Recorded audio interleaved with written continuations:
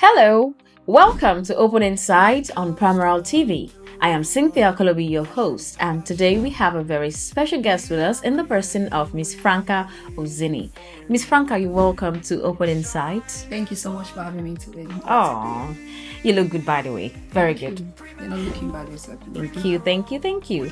Okay, so today we're going to be talking about so many things concerning the Franca Educational Foundation. That's right.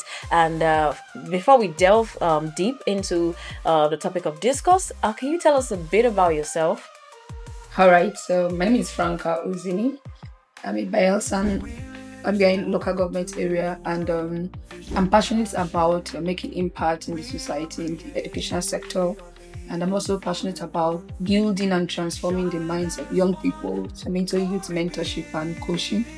So, this is a very inspiring and interesting one because the youths really need these kinds of programs more often because they are the future and the attention needs to be paid to the youths. Okay, so can you tell us what actually inspired you to start your NGO? All right, so my inspiration was drawn from the quest to create a change because of what I was seeing around. So while I was young, very young, while in school, I had challenges in reading, particularly in reading. I couldn't read very well till I was in GSS3. Really? Because of the foundation I had. So I grew up in the village, and in primary one, I could only read the alphabet from A to D, not even the total alphabet. A whole primary one. That's I think something. I got to use slate. Well, I didn't use it all through. Maybe the very first, or when they were rounding up with using slate. And when it comes to numbers, 1, 2, 3 to 10, primary one. So it was quite difficult catching up. When we came to the city, and of course you have to start schooling, you have to know how to read, and it was very difficult for me. Yeah. It was in GSS2 I got to know something about the use of dictionary or the vowel sound. I never knew anything about the vowel sounds until I was done with primary school. Oh. It was that bad.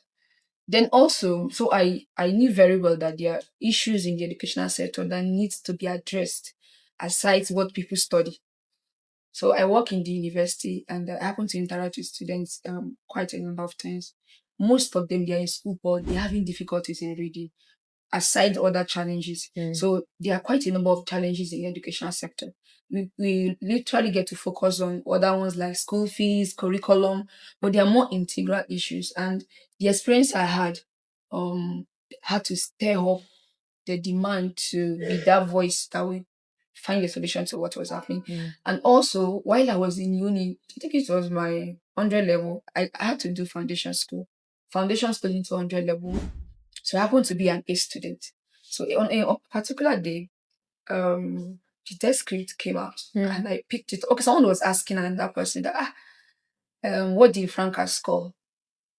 And another person was like, you don't need to ask. Of course, she had an A or she cleared that because it's not she. So I sensed this inferiority the way the person was speaking. It seemed as if I was the only one that can be able to have an A grade, or certain numbers of persons are permitted to have an A grade. So I was not pleased with it. I was like, what was this? And it was not only from this person. I realized that they are not applying certain principles that I applied. So it was not because of I was better than them, but because of I applied certain principles and it's giving me the results. So I now started, because from that incident, I started up my very first seminar in my final year.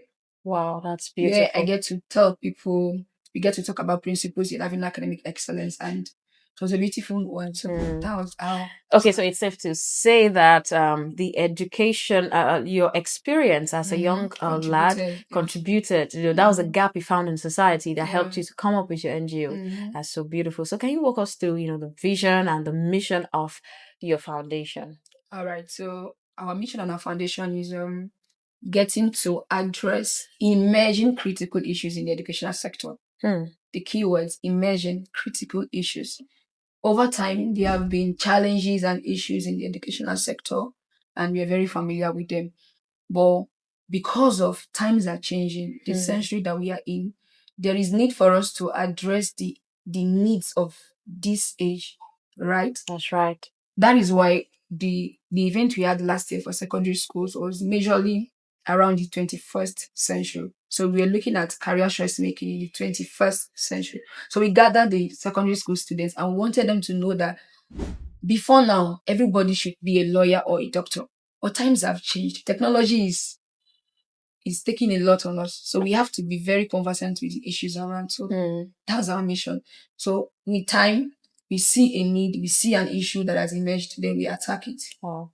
Try to prefer solutions in the way that we can so that. Okay, so how has the journey of running an NGO been for you personally? The highs and the lows, the good days and the bad days. How's it been for you personally? Personally, it has been amazing. It has been beautiful. I can imagine. Yes. I look back and I'm like, oh, really? I've been able to be consistent with something for like 5 years. 5 years already. And it hasn't been easy. But I think what has helped me is God, of course, and the people around me. So I happen to have a support system, people that believe in me, people that will push me to do it. I remember my very first seminar in school in final year. I was like, how will I be able to do this? Like, I'll get to have a banner, gather people, gather students. And some lecturer is like, no, don't worry. It's not to gather students.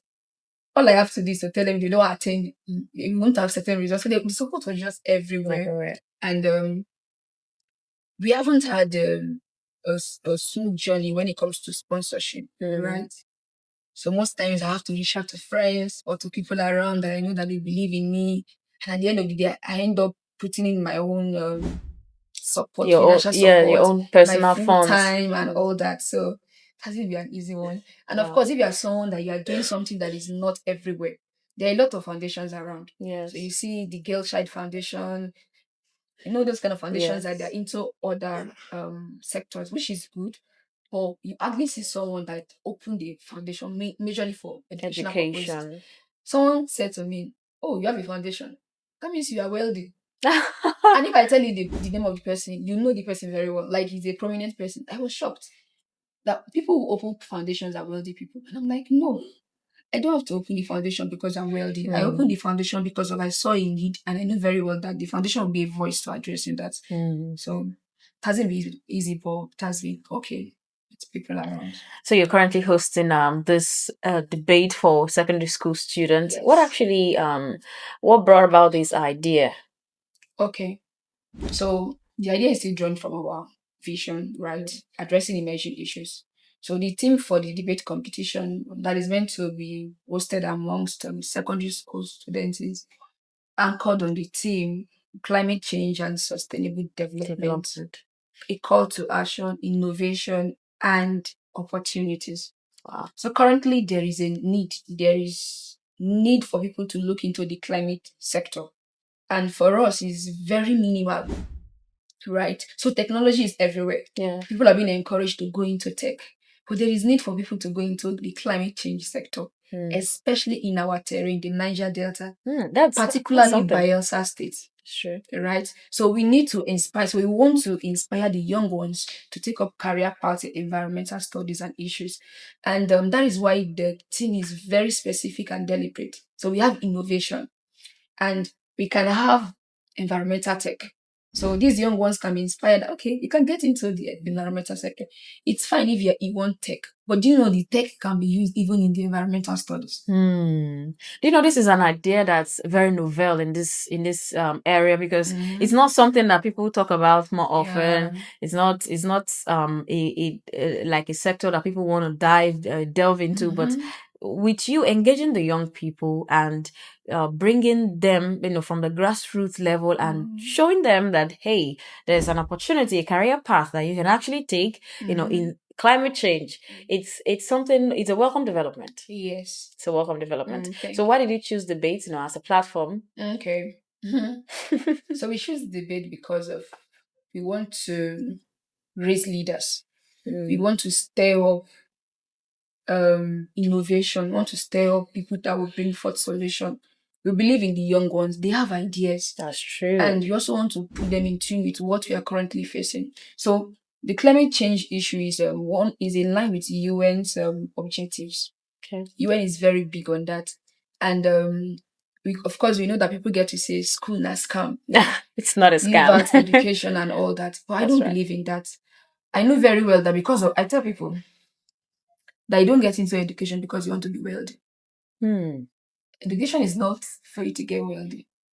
Education is for you to gather knowledge and to provide solutions to needs that will arise in the society. Now, in the verge of doing that, you can get wealthy. Is with the word you can. So it's not a promise.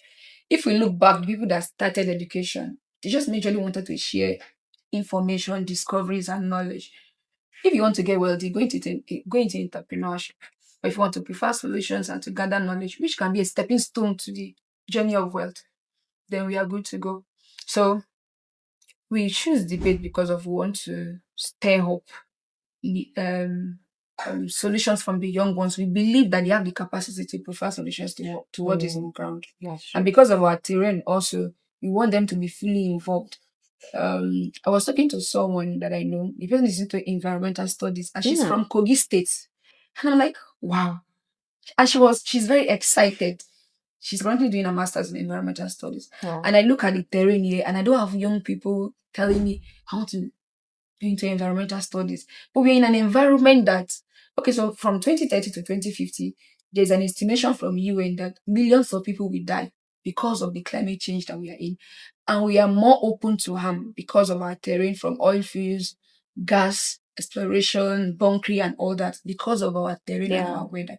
So there is need for our young ones to be inspired to take it up. And on the debate ground, they get to speak, they get to talk, we build leaders, we build confidence, we get to make them to go and research.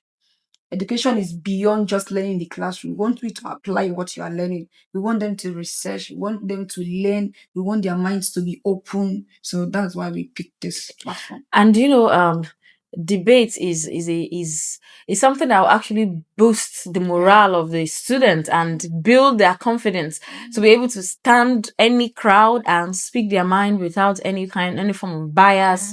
And you're really doing well. You're really doing well. So how's the the community, the student, the school, and the community, have they perceived this initiative? What has been their response about your initiative so far? All right. So far, the responses from school, I would say it has been okay. Some schools are excited about it, but currently we are yet to get a feedback of those that want to register. So we attach the registration fee to the invitation letters we sent out. We do not want it to be something that we are forcing them, like we are dragging you. If you are picking up the form to register, that means you are deliberate and you put your heart and your mind into it. Yes. So far, we've not really gotten a school that want to register. But of course, the response was like, oh, that's nice. We'll get back to you. They're excited about them getting back to us. So this week, we are looking forward to getting back to them instead of them getting back to us. You have to reach out again. So that we get their final feedback and the schools that we are working with so that we proceed with our preparations. So who is actually in the form now? Who is actually paying? Is it the student or the school? Is the school. Okay. That's something. And I know they will definitely get back to you on that. Aside from the cash prizes, what's like the long-term impact you hope to achieve, from this program? All right. That's a very beautiful question. So on the finals, we have 2 stages. Let me say 3 stages. Okay. So once a school shows an interest and they register, they get to submit an essay on the topic. So we get to select 20 schools, and the 20 schools move to the semi-finals. So the semi-finals is also a stage set, like it's a debate competition. Okay. From the 20 schools, we get to select 5 schools and they move on to the finals. Wow. So during the finals, we are going to invite the same schools that we've reached out to before for them to come with a certain number of students. They get seated and we have a special seminar talk on the team. So we are having key speakers that are into environmental studies. One of them is Nigerian Environmental Studies Society is going to be coming. Then there's another prof. She's into environmental studies. She has been invited to UN to talk about climate change. So they're just coming to give a speech, a seminar talk that will inspire them to pick up careers. So that is going to be like a lasting impact. That from that room that the people will stand up, students will stand up, and they will decide that I want to be a change maker in this sector. I want to provide solutions in this sector. So that would be like the that is the core purpose even for me than Yes. even the cash prices and all that. Mm. So have you already seen success stories from these students, that that gives you hope for the future? You have? Yes, from our past events. Mm. So the very first seminar we had for the foundation, my final year, I didn't know there was someone that was seated there, listening carefully to all the presentations that different guests took, particularly the one that I shared that day. So the person graduated of recent, and the person made a Okay. post on his social media handle and tagged me. I think I was teary that day after reading the Oh, write up. very emotional. So he graduated with a first class, and he's someone that is very intentional in practicalizing what he learned in school. So it was like the speech I made that day during the seminar inspired him, made him to believe that he can also do it because he was struggling and he was losing focus because of, when you get on campus, there are a lot of distractions and all that. But my journey, the story of my journey inspired him, strengthened him. And that is how he was able to go through school and now he's a graduate. And of course, it's the first class. I'm like, wow. So that means whatever someone gets to do, it might not be for everyone. Yes. But definitely there are certain persons that are taking the lessons home and they are doing work with it. Then of course we've had other okay, the one we had Unisic in Anambra State. Okay. We had a seminar in Unisic and I got to interact with some students. They collected my phone number, so we've been talking. So it's more of like coaching and one of them is also graduating. Wow. And I'm already receiving notes of, thank you for your foundation. It helped the mentorship, the seminar talk. So that gives me joy because, of course, it's changing lives. Of course. I mean, when you do something and you see results, it gives you it boosts your morale to want to do more and to keep going. And I'm sure in no time, big organizations will come and partner with you, and this thing will go global in no time. In no time, that's right. So, like, what leadership skills do you think that the students can actually learn from this upcoming debate? Okay. Critical thinking, public speaking. Public speaking is very important of recent. I saw a post where someone said the time is coming that in every job offer, one of the requirements will be the ability to be able to communicate. So if you check some categories, they will put communication instead of public speaking. So they need to learn how to communicate their beliefs, their convictions, their ideologies, their understanding, their research work, what they've gotten to learn. So they'll get to learn public speaking, communication skills, and teamwork. Very important. Yeah, Because teamwork. they are working in peers. So a school comes with 2 reps. So you're not working alone. And of course, you're going to have also a training session for the finalists. So we get to have people that are into public speaking, talk to them, to boost their morale, to teach them about presentation skills and all that. So it's going to be an amazing training. Of course, of course, it will be. So how do you measure the impact of your NGO on the community? Okay. So, like I said earlier, we measure it on the feedbacks that we get from people. Of course, sometimes the feedback is not absolute good one because I think we still need to work on.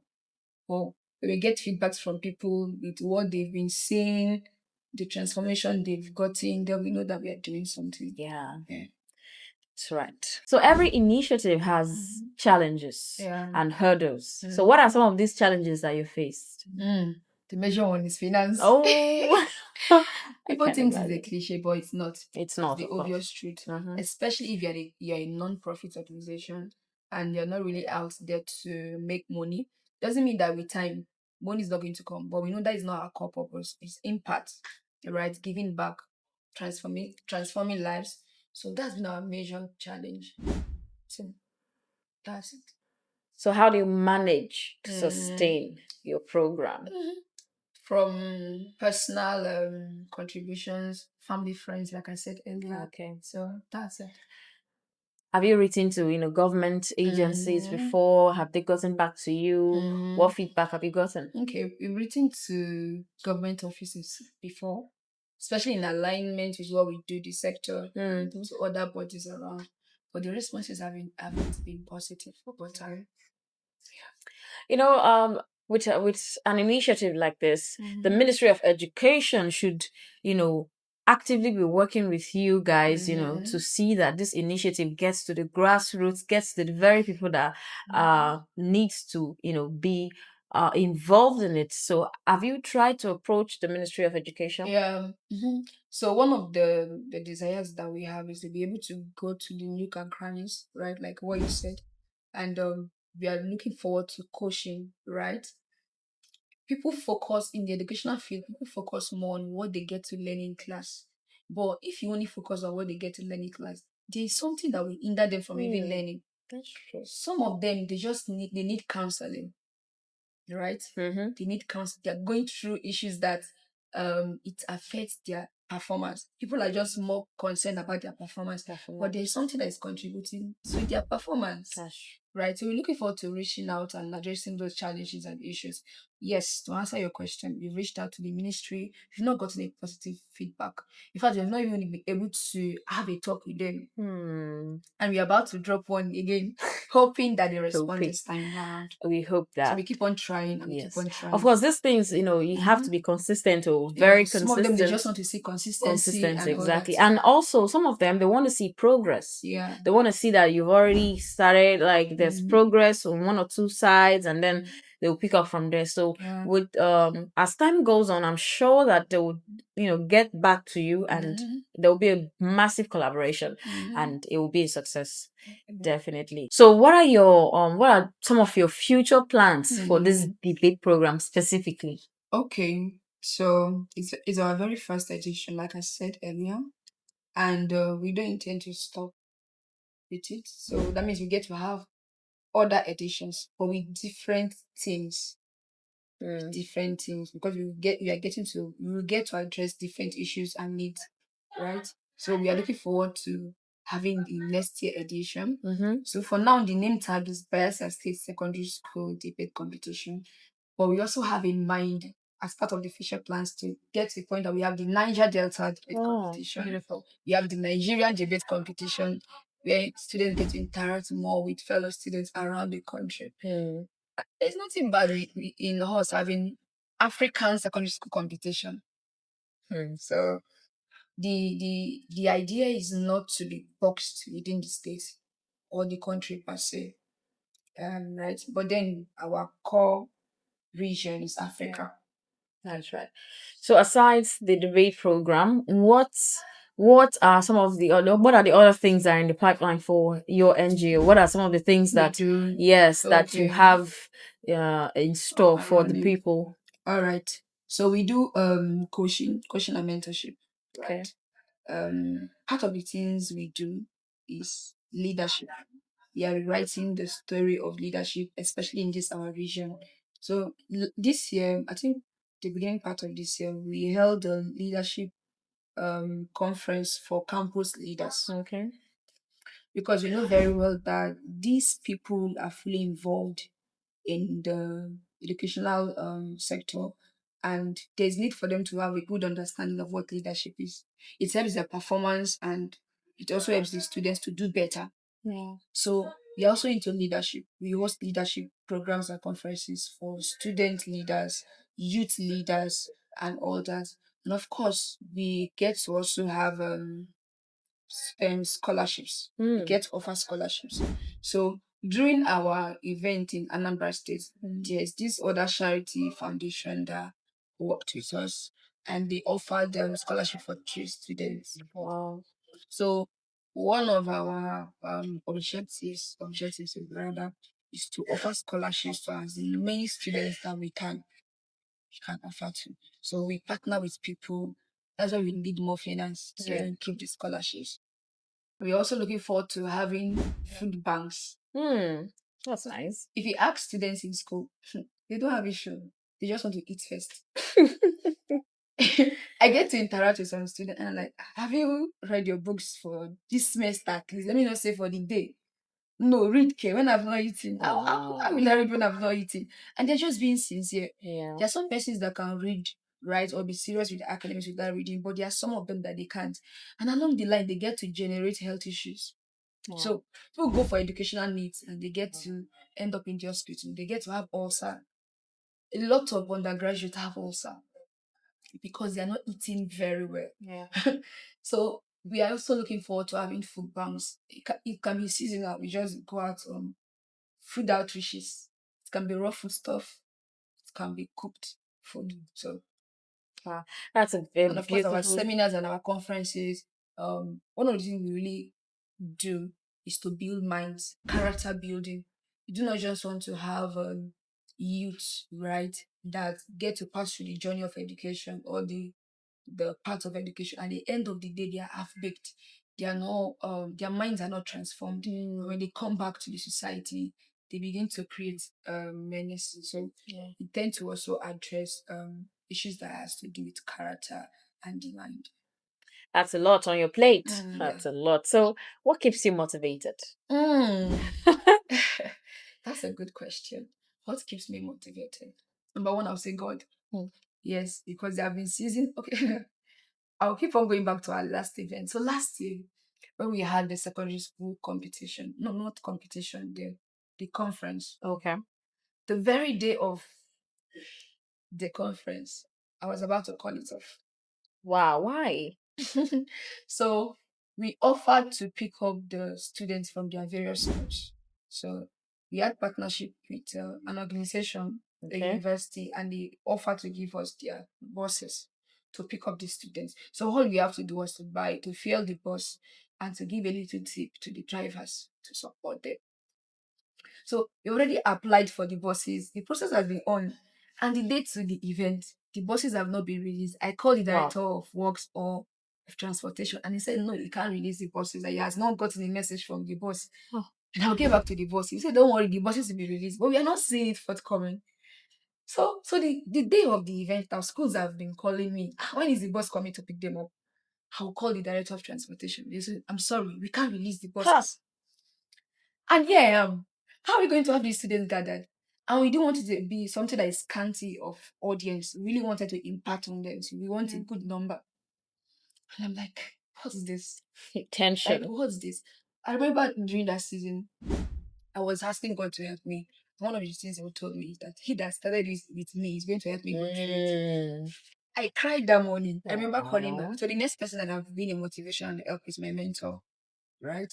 He's the one that believed in me. I remember calling him that morning. I'm like, "Sir, this is what is going on." And he kept on encouraging, "Don't worry, you can do this. The boss will come. Just calm down. No, you can do this. Don't worry." And then that one will be my friends, the people I have around me, the community. I keep on saying the people I have around me, they're very supportive and they believe in me. When I'm down, they just say the right words. And because of they're always offering support, I'll be like, why will I just end this when there are people that are really willing to help me? So that keeps me on going. And the last one is the result I get to see when I do what I do. That's So the true. smiles I see on the faces of the students, the smile I get to see on the faces of the youths, or the feedback I get to have from them, the change that gets to happen when when that message is finally passed across. That's true. It keeps on pushing me.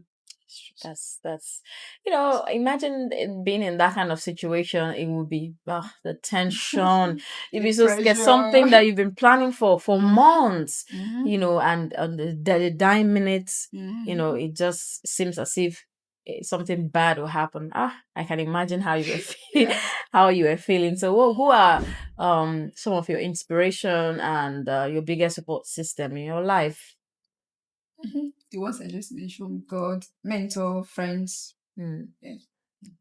Okay, that's Mhm. if you could speak directly, to the young people watching right now, what message would Mhm. you leave for them? Okay. I would say that the world is also looking up to them to contribute their own quota for the society to be better. And they should not be too comfortable with where they are because they have a role to play. Mm. The world is a place of responsibilities. And the good thing is that if you don't play if you don't take up the responsibility you're supposed to take up, it has consequences. Nothing just happens. If you see someone progressing, someone making good advancement in whatever they do, it's because of You've sown a seed. Mm-hmm. And that's why you're seeing those results. Nothing just happens. So you have to put in the work. You have to put in your time. You have to pay the sacrifice to have the result that you want. Nothing comes easy. And I also like to say that you can do it. That dream you have, that vision you have, is achievable. You have to pay the price. Pay the price. A lot of young people just want to be Blow. rich. They just want to blow. Exactly. Without having to put in the work, without having to be consistent. In fact, they don't even have a set goal. They don't even have this plan for themselves. They just want to. And if you ask them, okay, you want to be rich and famous, how? They don't know. They can't explain. So platforms like this would really make them be grounded and choose a career path and pursue it consistently and bring in the work. You said something. I'm very curious. Like, I really want to know. Before we go, I want to ask you. You said even in your primary school, like your primary 3, you were finding it very difficult to read. Was it primary 3 or just 3? Just 3. That's when I really started reading very well. Okay. So before then, I mean, that's a long way, for someone to not know how to read. How did you learn how to read finally? I'm so curious. Through my younger sister. How? Okay. Everyday rigorous reading. So we came to the city. My younger sister got enrolled in nursery school. Okay. So she come in with this fancy, those their fancy nursery book. Yes. A lot of drawings and colors. And if you see A for apple, so you see this big letter A, and you see this apple. Looking good. Yes, and they give them crayons to color it. So when she will come back with, of course, I'm the eldest at that time now, so I have to do assignments for them. So I'll pick up this book, and I'll be saying A for apple. And she'll be saying ah. I'm like, what's this? So I looked through the book. I was seeing 5 vowel sounds. I'm seeing A is for apple. So I was now starting to learn. So when I'm trying to do the assignments for her, I was learning. Because I got to find out that if I have to read, I have to learn these vowel sounds. So that really helped me. That was literally how I picked up. Wow. Because by the time my sister was in nursery 3, she could read. She could read because of the system they had in the school. They were very rigorous about them reading early. So that helped me. I was just picking up. And I was realizing we have something like 100 and something, like in trying to recite numbers. I was wowed. So that was what helped me. And I had an openness to learn. I was not pretending that I knew it. So that helped me. And of course, I was asking questions. That was like it. Wow. Yes. That's some success story. Today was very interesting. We had the opportunity to speak with Miss Franca, and it has been wonderful. Imagine I can't really wrap my head around the fact that at just 3, that was when you were starting to read. It must have been difficult, but I'm sure you put in the time. I think you want to hear this one too. So while in secondary school, I always have F in mathematics. Like, I was not doing well because of my foundation. Like, yes, I didn't get to know about 1 to 100 till I'm like secondary school already. So the reading part, you just have to copy and copy and copy. Then they pass, they just promote you and all that. And I think I was bright. Apart from, I was just bright. So when I got into the university, I started foundation school. And one of the requirements was I must pass mathematics. It was general for everybody, whether you're art pathway or science pathway. So we had this lecturer that came into the class to take us maths. And he was like, mathematics is easy. And I'm like, I don't get it. What do you mean? Something I'm struggling with. Like, you mean maths?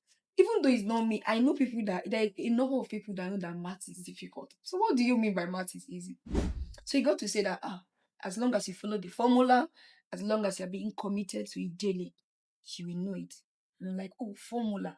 You mean formula. So you write a formula on the board, and at the end of the day, we will see that we keep on following that formula and we arrive at the score.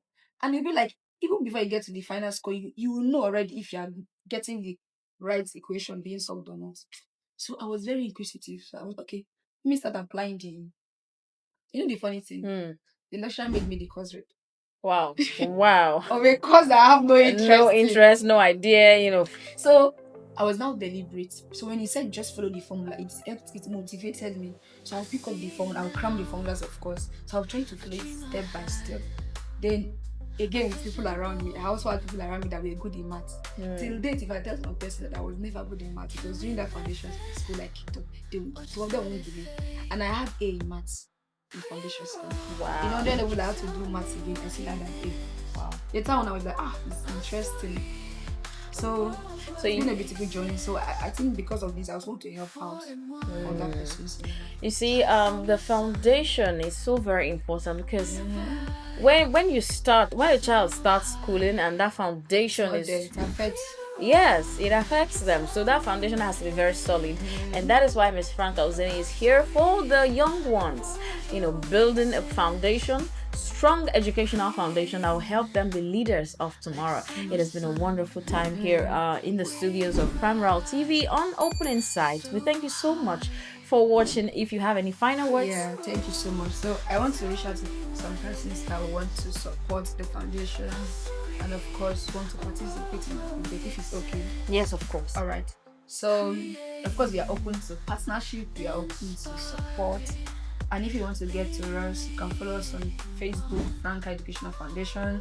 You can reach out via a DM 080-211-76395. 080-211-76395 for further information on how we can be of support to us. And of course, for the forthcoming debate competition, if you own a school, you know someone that owns a school, you want your children or your young ones to participate, please reach out to us. I will get across to your school with the invitation letter, the registration form, and it's going to be an amazing journey. That's right. So please so do well. You're welcome. Grateful. Thank you so much for coming. It's been a Primarald wonderful time. Studios. So do well to follow them and support them. It's a wonderful initiative that will help your child, your lad, or your ward. Help them. Build a foundation. So please support the Franca Education Foundation. Thank you so much for coming. Until we meet again, it's the Opening Sight right here on Primarald TV. I remain your humble host, Cynthia Okolobi. Thank you so much for watching.